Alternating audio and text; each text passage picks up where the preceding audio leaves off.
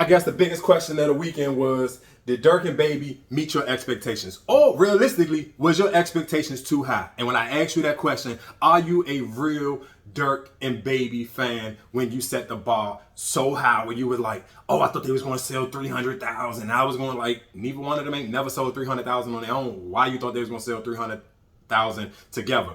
Oh, let's play the numbers game. Lil Uzi sold 350,000 by himself. Him and Future did a project, and they did 105. It doesn't matter. That project was still great, so I don't understand where the infatuation with the numbers thing. And maybe that's just some academics type of shit, some old 50 Cent shit. I don't know where the numbers come at, but who gives a fuck? And listen, it's just why we're still talking about numbers, and then I'm gonna break down songs and how they still did. Gun and Baby did 130,000, and they had one of the biggest songs to lead that project off, Drip Too Hard. That project only did 130,000 the first week. Durk and Baby don't have a song nowhere near that big or on the radio already to come behind that. And on that Baby and Gunna project, they had a feature from Drake and a bunch of other niggas.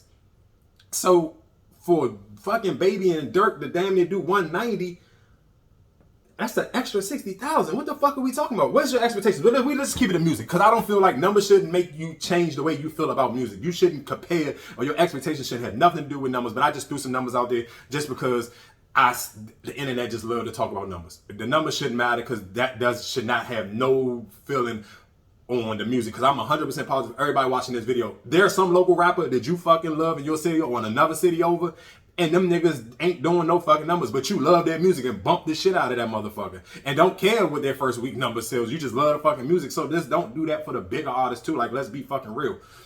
But again, if we just talking about songs, let's talk about, man, that fucking Meek Mills and Lil Durk and Baby Jones. If I'm comparing big songs, if we talking about the song that I feel like maybe probably the biggest song off of it, especially in the club, if we talking about club shit, that's gonna be the club song. And and maybe just because Drip Too Hard is a little outdated right now, I'm gonna go on a limb and say that shit gonna crank harder and it's gonna last harder, because it's just one of those type of verses. Like, and I'm a gym nigga. That's why I took the entire weekend. Let me really digest this music, really listen to it. Let me hear the flaws, what I like, what I don't like, and why I don't like it.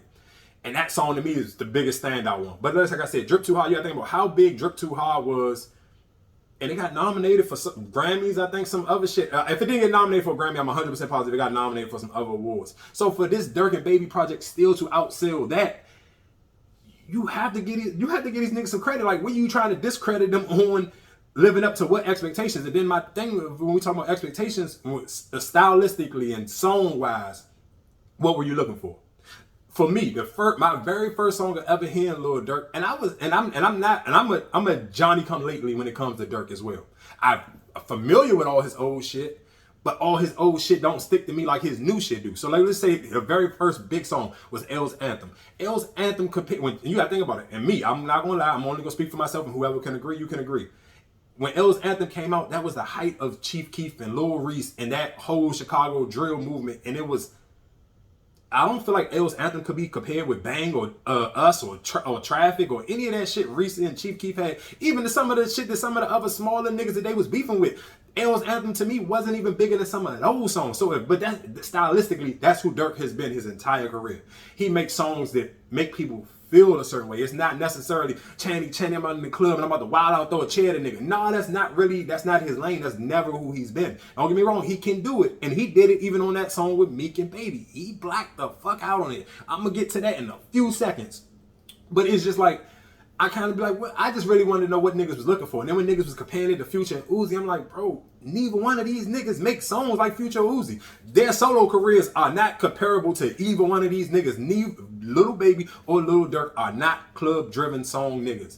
They got songs that get played in the club, but not because they are chanty, catchy ass songs like Uzi and Future make. That's just not who they are. So if that's what if your mind was made up, or that's what I'm looking for, how the fuck did you expect that?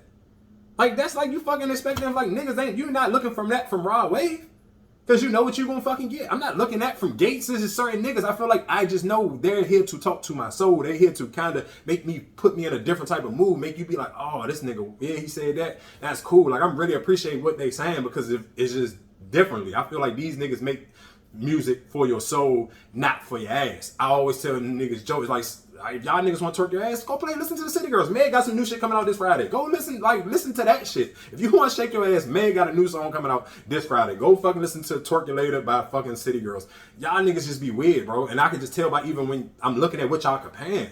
Stop looking for every rapper to be fucking melodic and stupid and make catchy songs. And like I said, again, it's not knocking the Future and Uzi thing, but I just seen that comparison a lot, and I think that's a dumbass comparison.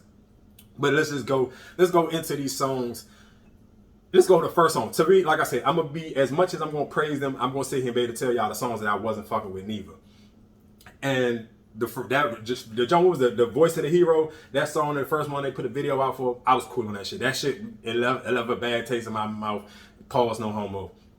I was cool on that one. The second song, 2040. To me, that was the same exact style that we fell in love with from that DJ Khaled project. That only thing was missing if Khaled wasn't on this hand. Keep going. That's it. That's the only thing that was different. That song to me, man, this nigga Lil Baby started his shit off and he bugged out on this shit so fucking hard. And again, when I see some of y'all niggas on the fucking Twitter and shit sitting here saying, oh, Baby was carrying Durk the whole project. And don't get me wrong, I seen some people saying Durk was carrying Baby. And I can break down both where I feel like both of them are totally different. But that fast pace of Lil Baby giving you that motherfucking, let me just talk, because I don't have a rhythm. Yeah, that little, that little bop that Baby get in, when he get into that bop, ain't no nigga can really rap with him. That shit is hard to do. I'm a diehard Drake fan. Lil Baby spanked Drake ass when he found this same exact fucking pocket. You explain to me, what did you ever think Lil Durk is gonna be able to do when Baby find that pocket? It's hard to fucking control that one. So I feel like every time Baby started them songs off and he caught that pocket, again, the song I'm talking about is 2040. When you hear Baby start them songs off with that pocket, ain't even no hook, he just coming in and he catch that little fucking rhythm to that jump, bro, ain't nothing you can do with him on that. He just gonna go. You mind, it's just like if we all been watching Versus during the fucking during COVID. When you throw out, when a nigga that you going to get somebody, they throwing out their biggest song, sometimes you just gotta let that shit one ride just so you won't take an L and waste your time. I feel like Durk knew when Baby got in that bag, I'm just gonna let him do him. Cause when it's time for Durk to do him, and we're gonna get into those songs, Durk does him. And I feel like you don't fucking, and matter of fact, I'm gonna, just so we can play devil's advocate the right way, I'm gonna get right to what I'm saying. What's the fucking song that I felt like where it was just like, man of my word. It's just, oh, matter of fact, Who I Want? Who I Want. Matter of fact, but I'm gonna use even a bigger song where it's the perfect example of, to me, is Rich Off Pain. Rich Off Pain featuring Rod Wave, and I'm just so I can compare those songs, and I know I'm skipping all over the place, but when I'm just sitting here saying where I feel like one of them outseated the other one extremely well. Rich Off Pain, that nigga Lil Durk went so deep into a different type of bag. Like, sometimes when Durk goes so fucking deep, like, them shits could be like when Irv Gotti was doing them Jones on BET, it's whatever, he was taking songs and he was reading. You can do that shit with a lot of Lil Durk songs and verses. And I feel like this is one of them verses from Durk where it was like, bro, I don't know if too many niggas can go darker without being childish. Like, I'm not saying, like, to me, this is not a diss song. This shit is just like him really rapping some real life shit and it's just sitting with you like, damn, Slim really be going through some shit. It's not on some like goofy shit or some weirdo op rap shit. No, it's some shit that nigga goes so deep and so dark. It's some Steven Spielberg shit. You can't go no deeper than this. And that's one of them jumps where I feel like Baby be like, all right, he got it. I ain't nothing I can do. And you gotta and that's when you're doing a joint project. Sometimes you gotta figure out and who do what better and allow them niggas to exceed. And if this was sports, that's what you're supposed to do. That's what fucking Kevin Durant did when he played with the Warriors. Like, I'm not going to overdo shit. I'm just going to fit in the right way. And I feel like these niggas, perfect example, this will be the Golden State Warriors where that first year Kevin Durant got there. They just did this shit the right way, bro. They just let the ball swing the right way and get in the right fucking spaces. And you absolutely, to me, you couldn't miss. And like I said, they got songs that I skipped. So let's get back into the order that jump. The hats off, all that shit was trash. It didn't sound like a fucking it did not sound like a Travis Scott feature. And I feel like if you're gonna get a feature from Travis Scott, it should sound like a Travis Scott project. And when I say that, I mean, perfect example, the Quavo and Travis Scott project. It sounded like a tired Travis Scott project. And then Quavo kept caught slack after that because he continuously kept trying to rap that style and do the shit with his ad-libs and all that. Like, that is, to me, is a Perfect example of what a Travis Scott feature should sound like. To me, you shouldn't get a Travis Scott feature and just Travis Scott sound like one of the niggas in the studio. Because that's what Travis Scott felt like. I felt like you could have put anybody on that motherfucker if that's the case. Like, I don't know, that song, that Travis Scott placement felt like somebody fucking owed Travis Scott a favor and he was in the studio and they just let him get on it. Because that wasn't a Travis. Like, if I'm going to get a feature from Travis Scott, I want that shit to sound like a Travis Scott song. I want even Travis Scott to be on the hook. I want that shit to be led like a Travis Scott song. Perfect. Matter of fact, another recent perfect example. So you don't even got to go that far back. When that first original song that Kid Cudi put out with him and Travis Scott, what is the Scats?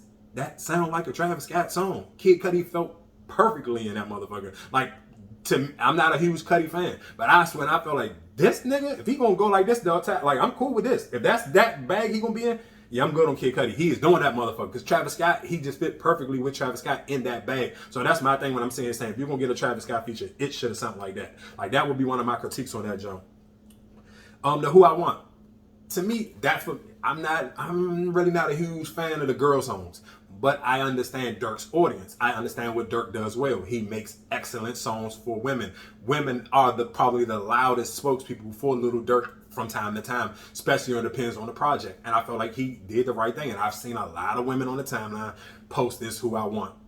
Again, if you know who Lil Durk is, if you follow Lil Durk's career from, like I said, he go from some albums where it's for the women, some albums is just for the niggas. And I feel like he always knows how to find and make the women happy. And I feel like that's what he did on that song. Still Hood, I fuck with that joint. It was cool. But look, Man of My Word, to me, that was one of them songs, again, when Lil Durk, he held his own. He was, yeah, okay, let's get in the Durk bag. I'm going to just skip to the next biggest song for me. That's Still Running. Listen to me. I made a video last week, Meek Mills. Again, Meek Mills. That bag right there, that's where I need you at. That's where I want you to stay at. That is, to me, is the perfect Meek Mills feature. Again, when I say something about the Travis Scott joint, that sound like a Meek Mill feature. But the standout nigga on this song was motherfucking Little Durk. This nigga lost his everlasting mind on that song. This nigga blacked out. So and the smart thing that they did, they put him in the middle. I'm sure they all, because there ain't no real hook to that song for real or nothing like that. I just felt like they all heard that verse, like, nigga, because if that would have been first, I would have just kept skipping it right back and went straight. Like, that was the very first verse. I probably would have never even got the Baby or Meek verse. So they were smart by putting it in the middle, because it's just like, all right, I got to let Baby come up. I can't just skip it, whatever the case may be. Because if that was first, I promise you, that's one of them jumps where DJs wouldn't even let them, none of the rest of the song play. They just gonna go smack to that, boom, and drop it off and keep it going. Like that, man, this nigga blacked out so hard on that song. Like, that shit don't make no fucking sense. But then again, I'm just skipping through certain songs. Lion. That's again that's one of them pockets. When Baby get into that pocket, it ain't nothing you can do with him, bro. He just gonna wrap this shit up under the fucking roof. And that's just what the fuck he did. Another song he did that on, that's facts. It's just certain shit that was just like, all right, this nigga, he losing it. I'm skipping through certain songs. I'm just telling you, these were the songs that I just kept replaying and really stood out to me. And I just was remembering, like, oh, these niggas was bugging the fuck out. And again, for me, I take certain songs off of albums. It's no album that I'm just going to completely add to my gem playlist. It's going to be, if I can get a good 5 or 6 songs off of an 18 project, to me, that's a great project.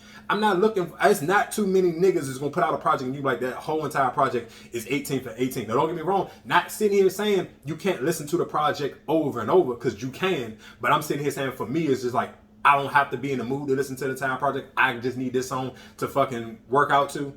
Those are the songs that I'm going to that are the songs that I'm going to add. And that's the reason why I'm just skipping around to certain jumps.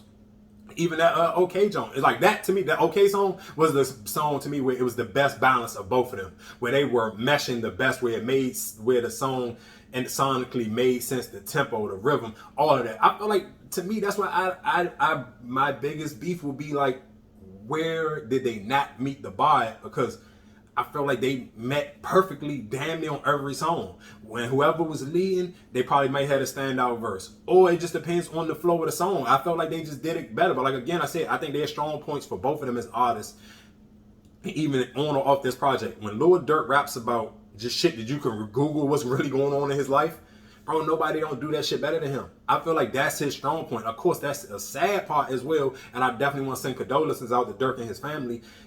But it's just he goes so deep and this beat so fucking crazy. When he get into that bag, I feel like he's undefeated. And then I think for Baby, that new pattern, that flow, that up speed, that up tempo, the one that he displayed on fucking was this 2040 or even on the DJ Khaled project or on the jump with him and Drake, like that's his bag. It ain't, like I said again, I don't think it's too many niggas, maybe outside of Wayne and Nicki, or maybe even Migos. Like if we can get prime Migos, they could probably rap on that speed and that pattern. Yeah, but it's just again, like my honest opinion is just I want to know what people were expecting, and then again I think sometimes it's too easy for motherfuckers to jump and get their opinion. You shouldn't have a real opinion on a song and this shit ain't been out for 24 hours. Especially on an 18 song project. How you gonna be like it's a hit or miss and this shit ain't, and you ain't even been out, it ain't even been out for fucking 24 hours. It's 18 songs. Did you get through the entire 18 and then listen to that shit at least 3 or 4 times? Then the answer is no, then go back and listen to the shit and shut the fuck up. Like you ain't gotta be the first nigga to tweet and be like, oh yeah, da da da. Nah, take your time, really digest that shit so you could be like, oh nah, I fuck with this song, well I don't fuck with this, or this is why I fuck with this and this is why I don't fuck with that. So I'm gonna tell you another song just so I won't be hypocritical or just on some dick riding shit. I'm gonna tell you something I don't fuck with and I skip every time. The Medicine Joint. Not a fan. Can that shit. And maybe because I don't do drugs, so that just might not be it for me. But that song, I don't fuck with that joint. What else? How It Feel. I'm on the fence with that one. Oh, matter of fact, before I even get out of here, fucking The Upside with Young Thug, no. Again, that's another jump where it was just like, you didn't need that feature. It wasn't like, I feel like if you were going to get any radio hits, it should have been from Travis Scott or it should have been from Young Thug. Having those two niggas featured on a project and not getting especially Young Thug coming, I don't know how long ago they recorded this, but Young Thug coming off of that fucking YSL project and him giving you Ski and slap, like him giving you all these type of songs. I need that from Thug, or I don't need him. Because it's just like, y'all niggas, y'all rap differently. Like, y'all style is so laid back and so real life. Thug is just, he's animated, he extra. When you hear Thug, you just supposed to get hyped up and want to send a nigga through a fucking window. So, I didn't get that with Thug. It was just like, it was just some cool shit. Like, to me, maybe somebody else out on the other side of the world, y'all may be fans of Thug just coming on some chill shit. But I need Young Thug on some piped up, turned up shit where I could really motherfucking go crazy to.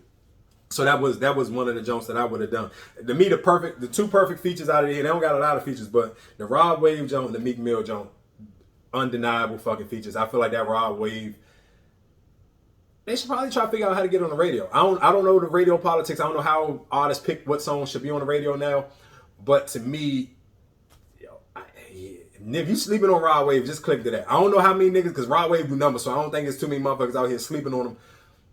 But if you are, and you understand what's the hype about with Rod Wave, go right to that song, Rich Off Fucking Pain. Rod, oh my fucking God.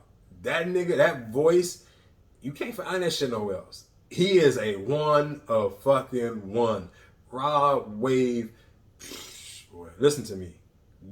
If you had to get that, like, yeah.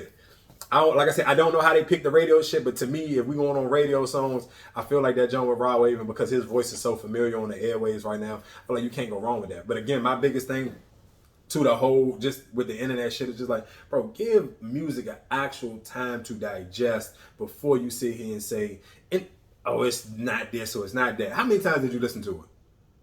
Because let's be real, a hit record ain't a hit record until you done probably heard the shit 30 times. You think about any song, like, I don't even want to throw artists' names out it, but it's just realistically hit records that we be like, probably shouldn't be a hit record. That motherfucker become a hit record because you'd have heard this shit like 30 to 50, 60, 100 times. Oh, all right, it's a hit record. Think about, to me, that Meek Mill jump, bro, that's an instant hit for me. I played that shit 100 times myself. And that's the best thing about having the music on your phone. You can play it as many times as you want. You don't have to wait for the radio or no DJ. You can just play it yourself. But I'm just realistically, I just want to ask motherfuckers, before you give a fucking opinion or before you sit here and say it didn't reach your expectations, how many times did you listen to it? For all the niggas is watching, how many times do you gotta fuck a bro before you say the pussy some shit? And for any niggas who really be out here hitting a lot of shit, you think about how many times you'd have probably went in the jump and you probably gave some mediocre dick. Just ask yourself that. You want to double back again, just be like, I need to do a better impression. I know the first time I went, I jive like it was bullshit and I was maybe a little too drunk. I ain't put on my best performance. and then you got to do it again. So that's just my thing. Is just a lot of shit in life. It take you more than one time to really sit here and digest it and be like, nah, this shit official. So to me, like I said, I fuck with the Durk and Baby Joint. I don't feel like they let me down. I feel like I got exactly what I was supposed to out of them. And I feel like if you have done your history and actually listened to both of these gentlemen's bodies of work for a long period of time, I mean, they did what they were supposed to do.